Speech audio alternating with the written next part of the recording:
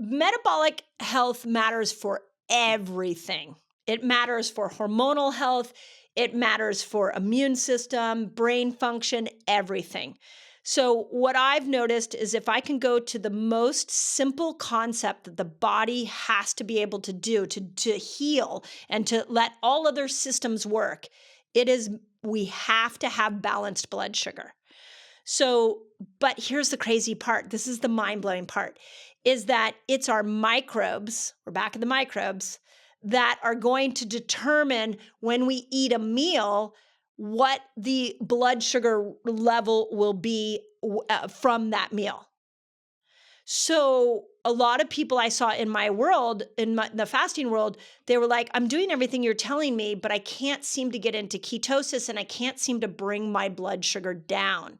That is a microbial imbalance that's contributing to a blood sugar spike. And when the blood sugar goes up, you're not able to switch over into ketosis enough to be able to get that benefit. That is a very nuanced piece of this conversation, but it's important because what we're seeing is that if I can put a CGM on somebody and I can work on the quality of their meals. I have this going on right now. I've been working with a very popular actress who's in her 30s, and we're trying to get her hormones back on track.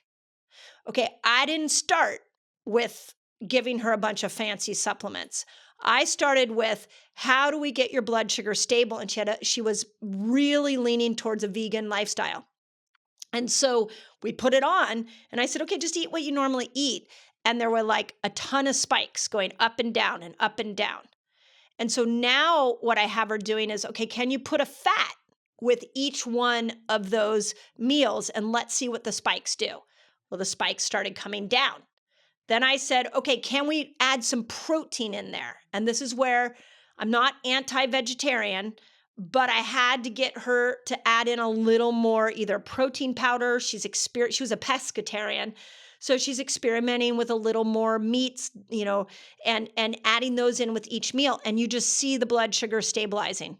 Just in 1 week, we dramatically shifted this. Now that I've got her seeing how to put the right blend of foods together, now I can teach her fasting. Now I can teach her hormones. But we can't move forward with people's health if those blood sugar spikes are still high and low. It makes everything else we do so much more difficult. Got it. So the first step is getting the blood sugar regulated.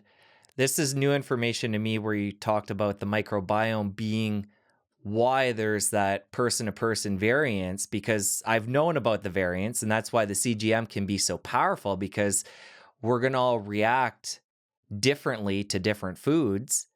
But now I know why, the microbiome. That's interesting. And so starting with that, we want to get our blood sugar regulated. And coming back to how I opened up the blood sugar piece, why this is so important, I want to make sure I hammer this home. The fact that you can be eating the cleanest diet, and you touched on this too, the fact that a lot of plant-based diets are going to be higher in carbs and they're going to cause those fluctuations in blood sugar more so. People can think they're doing everything right, but there's different levels to this diet where you want to make sure you're bringing in the proper nutrition. You want to make sure you're not bringing in toxins with that food. So that's where organic and grass-fed and better quality choices make sense. Then another layer is to make sure it's not spiking your blood sugar. Yes. So it's like you have to, it's like a 3D effect here, and you have to consider all the different pieces when it comes to how you're eating. Yeah. You got it. And I think this is why I fell in love with fasting, is because again, I would just want to honor the people listening to this that are like, what? What do I need to do? But I want you to understand this is why so many people are sick, is because we haven't talked about quality of food. We haven't talked about combination of food in the terms of the blood sugar issue. And I'm sure you saw the article that came out during the pandemic that showed only 12% of Americans are metabolically healthy. Everybody else is metabolically unhealthy. Like we have a very, very small percentage of Americans that are metabolically fit. And the reason is because we're just eating for our taste buds, and these toxins and high sugared foods have just infiltrated our system, our food system. So we've got to take a step back. And what I found is fasting was the quickest way to change somebody's metabolic health. It's the fastest. So please make sure that you're fasting. But then the next thing would be exactly what you and I are talking about. Before you go keto and you start counting macros and you start getting into that, what's the food combination you're doing? Are you having protein and fat with every meal? I don't know if you remember the glycemic index was really popular years ago. We don't really talk about it anymore because there's so much, you could eat a banana and your microbes might love it and they use it well and it stabilizes your blood sugar. And I eat a banana and all of a sudden I've got a huge glucose spike. So there's just like this personalized approach to nutrition is emerging. And if you put a CGM on, you'll be able to see what is working for you. That's the only way I know how to do it, which is why I love that tool. And what's coming up for me as we talk about this, the fact that because it comes back to the microbiome, because as we eat different foods, that's going to change over a lifetime. Different foods are going to impact blood glucose differently at different phases. Yeah. So it's not enough to take a CGM for a month and learn how you react to all your favorite foods. A couple years down the line, if you've been eating different foods and different fermented foods and taking a probiotic and the microbiome's different, my hunch is that it's going to affect how how the microbiome's going to process foods. Oh, you're exactly right, and really good point. First time I put a CGM on was before we had them easily accessible like we do now. A friend of mine had a type 1 diabetic daughter, and she was swapping out her reader and asked me if I wanted to put one on. I'm like, yeah, of course I want to try it. And what I noticed at that point was when I ate protein, my blood sugar spiked like quite a bit. So then through all the principles we've been teaching here, through the fasting and eating for my cycle, a year later, we finally started to have these at-home readers that were so easy to get. I put one on, and this has been a consistent finding me for a while, is that when I eat protein, my blood sugar drops. That's a change in my microbiome. And that's without a probiotic. That's doing all the things we're talking about here. That's fasting, that's fermented foods, that's variety, diversity of foods. Like I just spend a lot of time working on my microbiome. And because of that, I see the changes now in my blood sugar when I eat. I want to make sure we have the order right here for people that are new to all this. Is it get the diet right, level out blood glucose, and then include fasting? I like it that way. I think it's the easiest way to do it. But if you're struggling with cravings or you're struggling to make just food changes in general, pair it with something as simple as 13 hours of fasting and it'll get easier. But everybody wants to ask me what's the first door into fasting, and I always say it's food. It's food. If you can jump into fasting on after having a Western standard diet, but it may be a little painful. So if we clean up the diet a little bit and then we go to fasting, now we're going to find that natural rhythm, and and then your food choices are going to be different. So anyway, so that's one approach that I've seen. Now, I do want to point out that there are some people that are food addicted, and that's a challenge because they can't seem to undo their cravings for some crazy things. So I'll give you an example. I had a man that came to me last year that was 300 pounds and he wanted to lose weight. And I said, tell me what your hurdle is. And he's like, I'm food addicted. I can't get off my horrible diet. He was drinking 12 sodas a day. So now logically, anybody listening to this would be like, well, dude, get off your 12 sodas a day and you're going to lose weight. But he told me that he was food addicted and he really struggled to be able to overcome that food addiction. So I just started compressing his eating window and I got him to 15 hours of fasting. First month, without changing his food, he was eating the standard horrible diet with 12 sodas a day. He lost 13 to 15 pounds that first month just by changing when he eats. Second month, I went in, I said, can we just up your protein? The reason that we upped protein is because it'll kill hunger. So I was like trying to see if I could, and it also, remember, protein will increase muscle size, improve insulin receptors in the muscle. So there's a lot of benefits to protein. So I was like, okay, let's just add some protein in. So we did that. Second month, he lost 9 pounds. Third month, I said, could you just take your sodas and drink them outside of the house? So every time you're in the house, you're not drinking soda, but you can have it outside the house. So he's still compressed his eating window. He's still upping his protein, and now his sodas are outside his house, loses another 12 pounds. So the guy's like down like almost 40 pounds in 3 months, still eating buffalo wings and French fries. We kept working at that. Within 6 months, he was completely off soda. So, and continuing to lose weight. So I say that to say there are some cases where we can use fasting to help overcome the craving and then add in some of this food that is really good, like protein, and then we will start to see that people are willing to let go of the old habits. Again, coming back to our common theme where it's going to depend on the person and there's Yeah. nuance to all this. Yep. I want to touch on something you quickly mentioned, the fact that when people want to start controlling their blood sugar and stopping it from spiking as much, they want to include fat and protein with the carbs. Let's give people some other hacks when they want to begin to help control blood sugar, how they go about eating, what they're eating, maybe different supplements or foods they can take to help regulate that. Yeah. Well, let's keep it really simple because we've gotten really deep. So I just want to honor if you've listened this far, like I get there's a lot of nuance, and I appreciate, Jesse, you taking me into the nuance because I think it's important. It's like the complete picture that everybody needs to hear. So let's start with look at the combination of the meal you're putting together. Is there a fat? Is there a protein? Is there a carb? And is that carb nature's carbs, not a refined carb? Like that is like really good start to managing blood sugar. Second thing, before you go rush out and buy a supplement, is one of the greatest things you can do post meal is go for a walk. Like just use that glucose. So that night walk, after dinner is amazing. If you can't walk, then squats. Just do some squats in a room.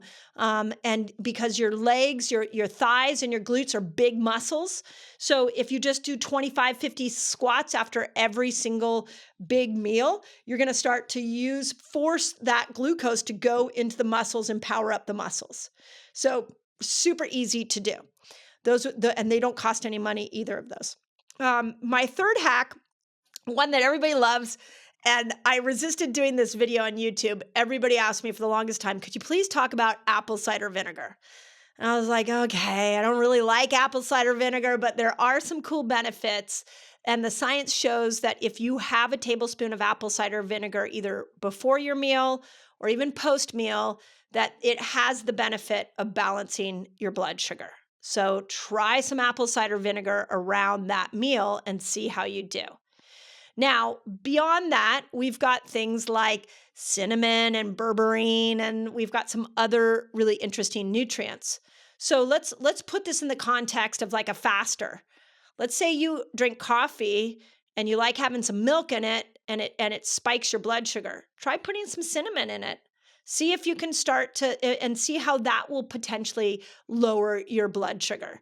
So those are some good hacks. Berberine, obviously, you got to get through a supplement, but I like those hacks before I reach for a supplement. Again, the supplement should be supplementing a lifestyle that is regulating blood sugar. An important area I want to make sure we hit on that ties into all of this while we talk about blood sugar is insulin, and it's come up a couple times. Yeah. So let's tie this into insulin resistance and insulin behind the scenes as we're spiking our blood sugar. What's happening there? Yeah. So remember that insulin is the glucose storing hormone. So it's going to push glucose into the cells so your cells can use it. Every time you eat and your blood sugar spikes, insulin goes up. So we go back to the conversation when you're getting these spikes going up and down and up and down. What's happening is each spike there's another set of insulin going into your system. the more spikes we have of insulin throughout a day, at some point, two things happen. One is the cells become deaf to it. Anybody who has a kid knows the more you ask them, the less they're willing to do it. Or I always say sometimes husbands are that way too. And so, it's the more insulin, the less the cells are able to use it. So the spikes really, really matter. Second thing that I want to point out on insulin and glucose, and this is one that I think is really not talked enough about, and that is that when you have all this extra sugar, when you have all this extra insulin, and the cells can't use it, your body has to store it. So where will it store it? And it stores it in fat. Now, let's think about what we do. We go and we look in the mirror and we see the areas that are fat on us and we villainize it. I must not be disciplined enough. Why is it showing up that way? But really, your body just found a place to store fat to save your life. It didn't want to store it in your heart and lungs, didn't want to store it in your liver because ultimately that will be your demise. So the name of the insulin game is make less of it. And you can do that through all the strategies we're talking about with glucose. Manage glucose and you won't get insulin spikes throughout the day. And with less insulin spikes comes less need to store both glucose and insulin as fat. And the scary thing about insulin is behind the scenes, as we're causing insulin spikes and building up insulin resistance, that can happen in the background for years without any signs or symptoms while it's destroying your health. That's right.